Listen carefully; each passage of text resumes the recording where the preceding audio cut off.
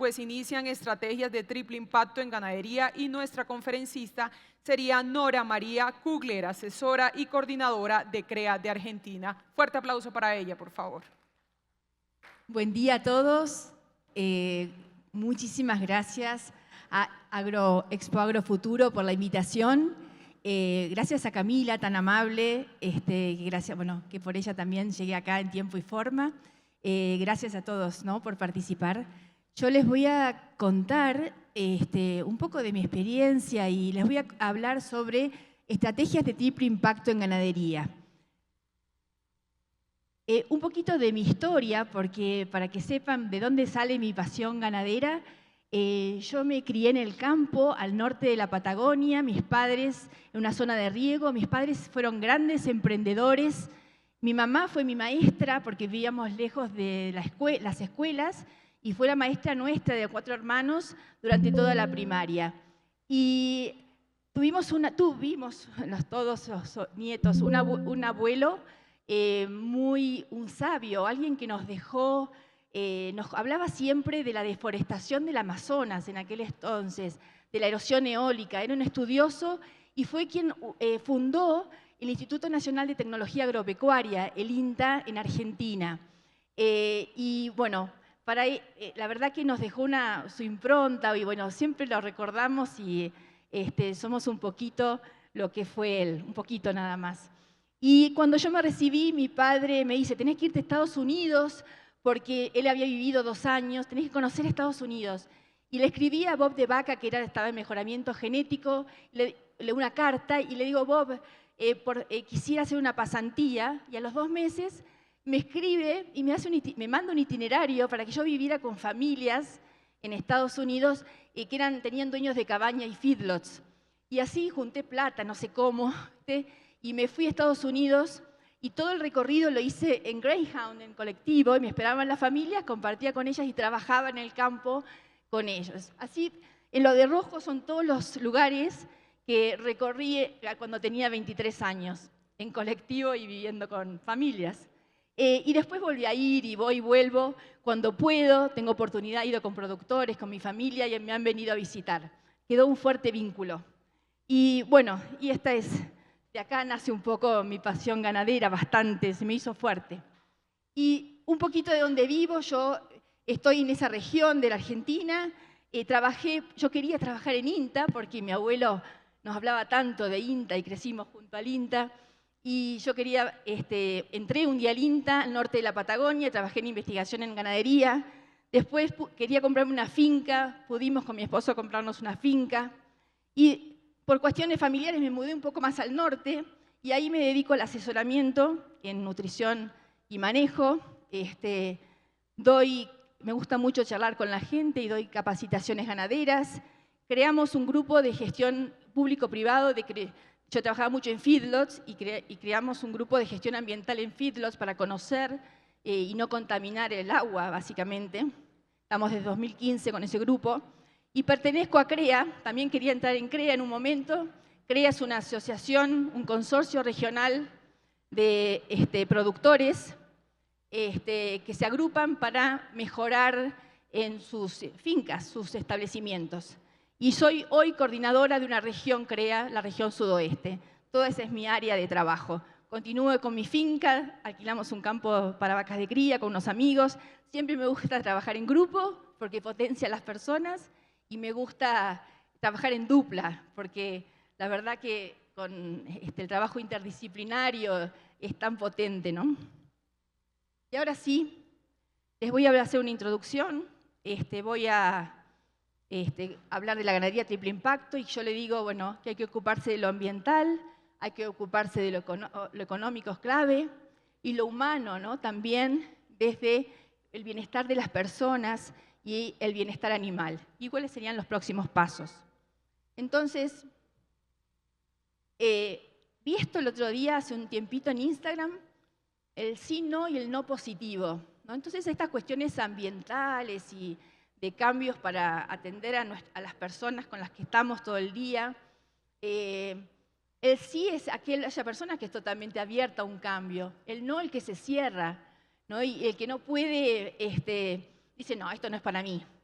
Y el no positivo es aquel que escucha, aquel que dice, bueno, voy a ver de qué se trata. Y eso el que tiene apertura.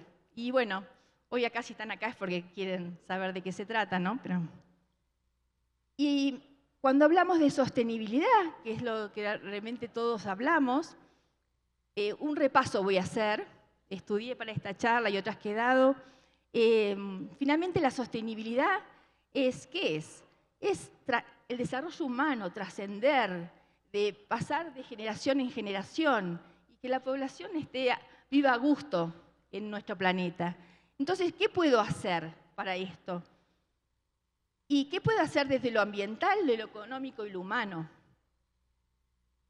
Y finalmente ¿cuál es el legado? ¿Qué voy a dejar? Siempre se habla que hay que tener un propósito, ese propósito tiene que tener un legado, hay que dejar un legado. Y el otro día leía a Javier Marcet, que está en Lead to Change, una consultora de España, y él decía, al final de nuestros días debiéramos poder dejar escrito en pequeño o en grande algo que dijimos, algo que dejamos, una impronta que dejamos, en letra chiquitita o en grande. Pero bueno, de eso se trata, ¿no? El legado. Y está bueno, me pareció muy interesante, bueno su planteo. Y para hacer un repaso, esto a lo mejor muchos lo conocen, pero yo digo, bueno, ¿de dónde viene todo esto? Todos saben se sabe ¿qué es el cambio climático? Es la variación persistente del clima atribuida directa o indirectamente a la actividad humana durante periodos de tiempo comparables y adicional a la variabilidad climática natural.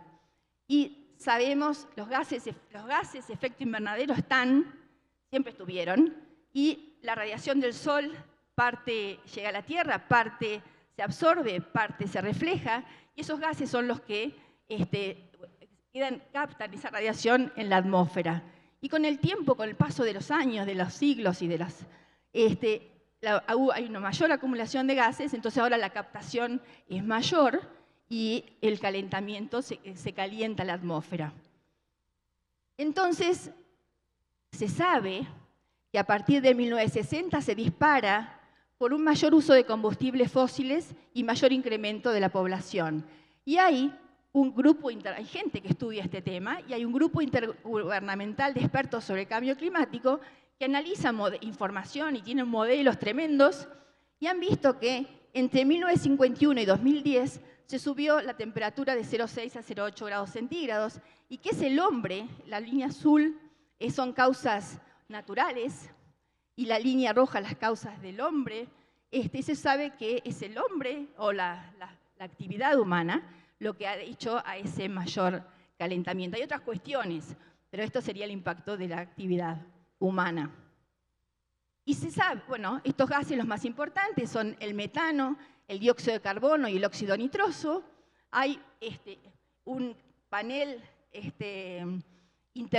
intergubernamental de cambio climático que mide a ver cómo es el poder de calentamiento de estos gases y se lo hace relativo al dióxido de carbono. Uno es el dióxido de carbono, el óxido nitroso calienta 300 veces más, el metano 25, 30 veces más, según cómo se ha medido. Y se saca después el dióxido de carbono equivalente, que es el dióxido de carbono, más el metano por su poder de calentamiento, más el óxido nitroso por su poder de calentamiento. También se sabe que estos gases tienen distinto tiempo de permanencia en la atmósfera. Entonces el metano, unos 12 años, el dióxido de carbono de pocos años hasta milenios, y el óxido nitroso puede permanecer hasta 120 años. Esto es a modo de resumen de este tema. Y así las Naciones Unidas dijeron, bueno, tenemos que ocuparnos de este tema a nivel mundial. Y se empezaron a reunir. Entonces primero, saben ustedes, estaba el protocolo de Kioto, donde fue un acuerdo internacional con el objetivo de reducir las emisiones de los gases de efecto invernadero, un compromiso de los países industrializados. Después se volvieron a reunir. Yo acá me río porque en avión se juntan como 20.000 personas y deben ir en avión. Una de las causas de la contaminación es el combustible, ¿no? Bueno, están en París, después se vuelven a reunir. Hay un compromiso que el promedio no sea menor a 1,5 respecto a los niveles preindustriales. Después se reúnen en Polonia. Después se firma la Alianza de Acción Climática y nosotros en Argentina somos parte y estuve leyendo que en Colombia también. Y finalmente, en Egipto, en el 2022, nos convoca nuevamente a ser parte de la solución. El Estado Nacional siempre debe generar el marco, pero los privados somos los que tenemos que ponernos manos a la obra, ¿no? Tenemos la responsabilidad. Y entonces digo, bueno, ¿y a ver qué hacen los países en todos estos temas? Y me hice una búsqueda, está interesante ahora, ChatGPT o Claudio, para hacer búsquedas, informarse rápidamente con inteligencia artificial.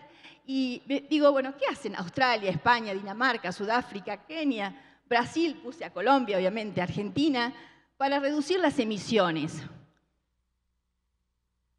Y me hice una lluvia de palabras con esto, y todos están en lo mismo, ¿no? En energías renovables, en el ahorro de agua, tener industrias verdes, fin de la deforestación, conservar y restaurar la biodiversidad, rotar cultivos, transporte sostenible, bienestar animal, estar con las personas y el bienestar de las personas, cultivos de servicio, rotaciones, agricultura de precisión. Básicamente cambia un poquito de país a país, pero es lo mismo. Y digo, bueno, yo seguí, ¿qué hace Australia? Un país, yo miro a Estados Unidos, pero también miro mucho lo que hacen en Australia. Tuve la intención de ir a Australia en el 2020 y me quedé varada como 40 días en Nueva Zelanda sola, que es una historia interesante, y no llegué a Australia, pero yo voy a llegar. Y Australia dice, bueno, energías renovables, ahorro de agua, transporte sostenible, edificios e industrias verdes, gestión de residuos, reciclaje, conservación de la biodiversidad, agricultura de precisión, pastoreo planificado, desarrollo de cultivos resistentes a sequías y enfermedades. En eso están haciendo.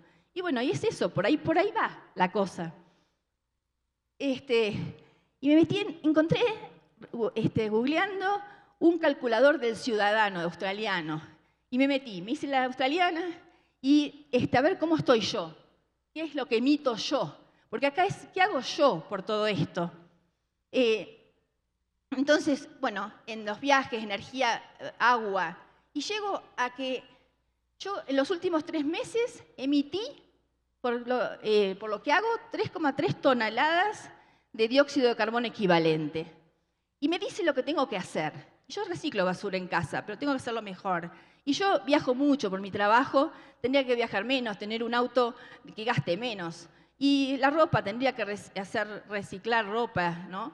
Y así varias cosas, y dice un monto que tendría que pagar por lo que emito. Pero bueno, de eso se trata, ¿no? ¿Qué hacemos cada uno por esto? ¿Y qué responsabilidad toma cada uno? Y acá es algo importante, una cosa es reducir las emisiones también, pero a nivel de productor hay que tratar de construir, o de todos construir resiliencia, ¿no? Adaptarse a los cambios. Entonces, eso también es importante. ¿Cómo me adapto a estas variaciones del clima? ¿Cómo lo hago? ¿Qué prevengo? ¿Cuánto más reservas tengo que hacer? ¿Qué es lo que tengo que hacer? Para que no me agarre así desprevenido. Y entonces ahora sí me voy a la ganadería. Y vamos a hablar de lo ambiental primero. La ganadería es responsable a nivel global de 10 a 13% de las emisiones globales, tomando desde lo prepredial, lo predial y lo postpredial. Y después, si uno toma lo que es el predio a nivel global, el productor es responsable de 6% de las emisiones globales. Entonces, esto de acuerdo a cómo se mide, se está midiendo por kilo vivo el indicador. De acuerdo a cómo se mide, finalmente, es lo que cómo nos ven o cómo estamos. Pero hay una persona, Ernesto Vigliso, que cuando la FAO sacó un informe y hablaba de lo malo que era la ganadería, Ernesto Vigliso, un argentino científico, Estaba en todos los foros y mostraba información y hacían modelos. Y hoy la ganadería está vista desde otro lado, gracias a todos los que participaron en esto y en hablar de la ganadería y decir las bondades de la ganadería, que son enormes, enormes. Y como les dije, en ganadería se miden las emisiones en dióxido de carbono equivalente por kilo de peso vivo. Y hay estudios en Argentina, esto es modelos que construyeron especialistas, de cuáles serían las emisiones de dióxido de carbono equivalente por kilo de peso vivo en las distintas regiones de nuestro país, desde el norte al sur, todo. Y estaríamos en el NEA, que es el noroeste argentino, según la eficiencia de producción, estaríamos entre unos 18 y unos 40 dióxido de carbono equivalente por kilo de peso vivo. Mi región es esta, estamos mejor porque es una ciudad más productiva y hay más eficiencia productiva, y los puntitos que están marcados son los valores más probables, ¿no? Esto es base a modelos. Y hay un trabajo CREA, yo pertenezco a los grupos CREA, y un trabajo, los investigadores de CREA y los que están, trabajan sobre modelos y análisis de información de los productores, la información que los productores brindan de sus explotaciones, y hicieron un trabajo sobre 155 casos reales. Esto se va aumentando, ¿no? Va aumentando la base de datos, pero traje que está publicado. Y se ve, según las actividades, recría pasto, engorde a pasto, recría corral, engorde a corral y cría, cómo es la nube, los casos, los puntitos celestes son los casos, los puntitos verdes son los valores más probables. Y vemos que CREA, que son productores que se reúnen, que comparten para mejorar, son los productores CREA, si se hace un promedio, están en menos de 20.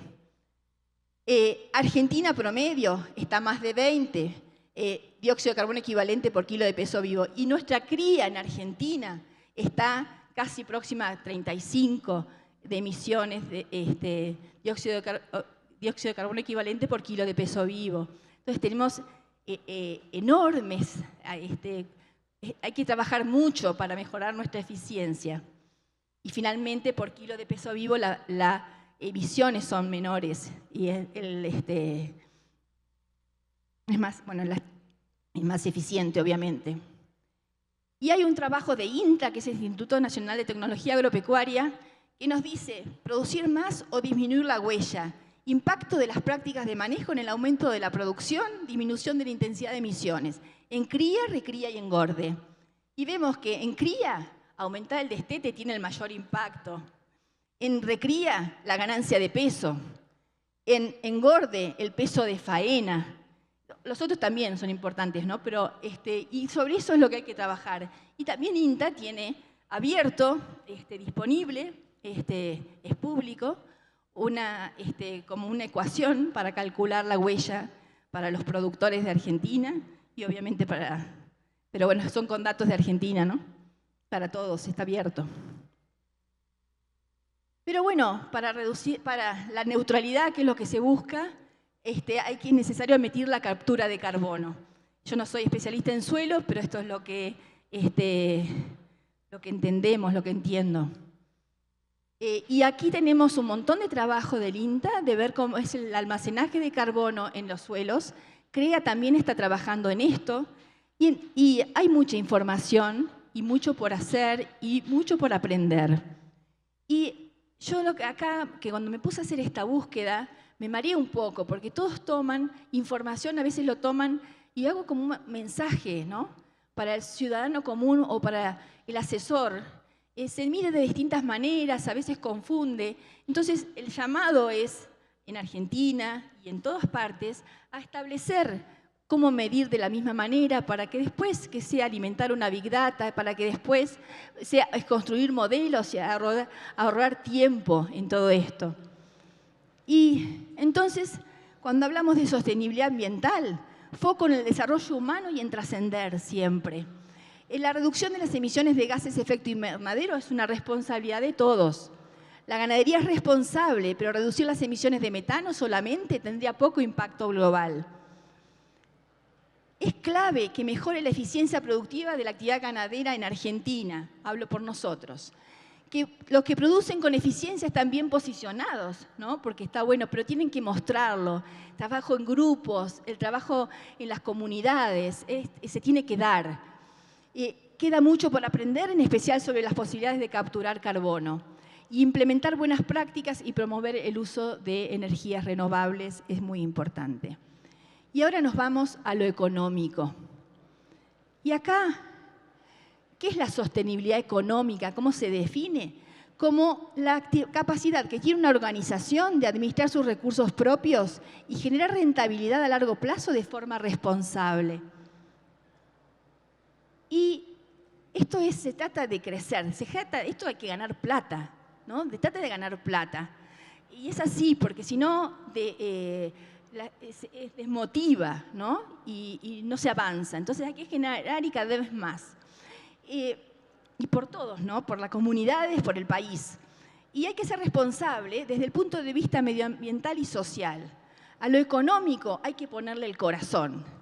Escuchaba a un ex CEO de Toyota en Argentina y decía, está bueno ganar dinero, pero hay que ponerle el corazón también. Y es rentable y responsables. Y ahora nos vamos entonces a lo humano. Y acá trabajo mucho, a mí me encanta escuchar qué hacen los productores, cómo son, bueno, qué importante es la comunicación en las empresas, con los empleados, en la familia. Y ahora se sabe tanto, entonces hay que aprender y aprender mucho. Y voy a hablar del bienestar de las personas y el bienestar del animal. Entonces, yo digo, yo ganadero lo humano. ¿Y cómo soy yo? Esto en mi familia, en mi empresa y en mi comunidad. ¿Cómo soy? Y acá digo, yo que recorro bastante, ¿no? Y he recorrido bastante y conozco muchas personas. Yo digo, el ganadero, el valor de ser en el ganadero, el valor de ser observador, el valor de ser ordenado, de ser detallista, de ser empático y de ser generoso. Cuánto más fácil, ¿no? Bueno, cuánto más fácil siempre es si uno es así. Y lo interesante de ahora, que uno puede, lo que se sabe y lo que sabemos, que se puede cambiar, se puede mejorar hábitos. Uno sigue aprendiendo siempre y hay que hacerlo como internalizarlo y decir, bueno, esto estoy fallando, ¿y en qué fallo? ¿Y cómo mejoro como persona? Ni hablar de la honestidad, ¿no? Pero, y yo digo, en lo humano, el valor de ser líder. Y acá Castiglione nos dio una vez una conferencia en CREA y nos decía, la causa de los bienes y males de todos los equipos son los líderes. Y decía que hay 2 condimentos claves para un equipo, el afecto y el disfrute. Las personas tienen que trabajar motivadas. Y no hay nada más lindo. Yo tengo un equipo grande con el que trabajo en CREA y soy parte de grupos y siempre hay que tratar de sacarle lo mejor a cada persona. ¿Cuál es lo mejor que tiene? Y que eso, y cada una ir encontrando la vuelta para que se sienta motivada y se sienta querida y que disfrute de levantarse cada mañana. Y hay otra persona, de vuelta les cuento de Javier Marcet, síganlo en Instagram, que es muy interesante, tiene muy buenos artículos escritos, y él dice, ser líderes sencillos. Esto no es fácil. Entonces, líderes que simplifican, destacando que alcanzar la sencillez requiere de mucho talento. Los líderes sencillos juegan en otra liga, dice Javier Marcet. ¿Y qué es un líder sencillo? No digo, a ver, yo me repasaba de ver dónde estoy bien, dónde estoy mal, ¿no? Porque tengo que aprender. Entonces, los líderes sencillos aportan claridad y dirección. Llenan las agendas de significado, no se reúnen porque sí. Saben qué hacer. Son ambiciosos, pero son humildes. Ponen a las personas en el centro de sus decisiones. Ayudan a sus equipos a internalizar transformaciones significativas. Mantienen una actitud positiva y resiliente. Se caen, se levantan, fracasan, no importa, siguen. Piensan en el legado que quieren dejar, prefieren la sabiduría sobre la experticia técnica y mantienen una actitud humilde y abierta. No es fácil. Y yo voy ahora al yo ganadero y al bienestar animal. Nosotros, yo digo, algo que estudio también y yo recorro, ando en La Manga, yo trabajo en La Manga por la finca que tengo, por ese emprendimiento que tengo. Y yo digo, bueno, una vaca parece que me mira cuando está mal, porque la encuentro enseguida. Entonces, por eso es tan importante ser observador. Y yo los bovinos, todo lo que nos da de comer, lo domesticamos y está en nuestras fincas, en nuestros establecimientos, para producir y un día darnos de comer. Entonces hay que hacerle la vida como más amena, ¿no? Que no sufra dolor, que no sufra miedo, y en lo posible es alguna sequía que hay que ver cómo se resuelve, pero hay que atenderlos. Y yo lo defino con una sola palabra. Bienestar animal para mí es respeto. Y es eso. Entonces, cuando yo voy a hacer algo, ¿estoy siendo respetuoso con los animales? Me tengo que preguntar. Y acá hay un montón, nosotros tenemos alguien que se basó en los conocimientos de Temple Grandin, escribió de Estados Unidos, que seguramente todos la conocen, y escribió un libro, y nosotros en Argentina le debemos mucho a él, porque nos enseñó mucho. Y tenemos nosotros, el grupo nosotros de gestión ambiental, que estamos desde 2015, nos fijamos que en un feedlot haya bienestar y sean cuidados los animales. Después tenemos en un instituto que escribió las normas para feedlots y cómo lograr bienestar.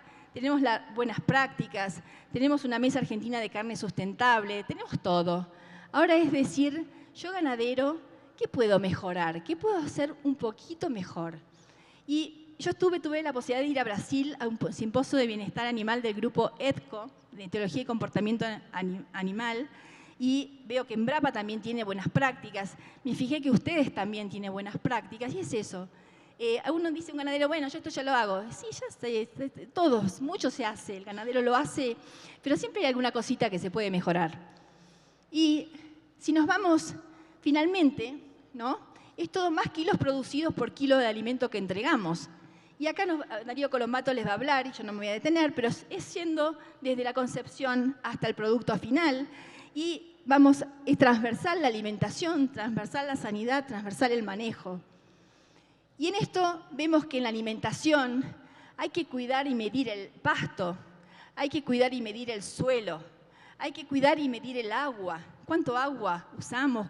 ¿Cómo es el agua? ¿Es adecuada? ¿Está limpia la bebida? Y se usa paneles solares para su extracción ideal.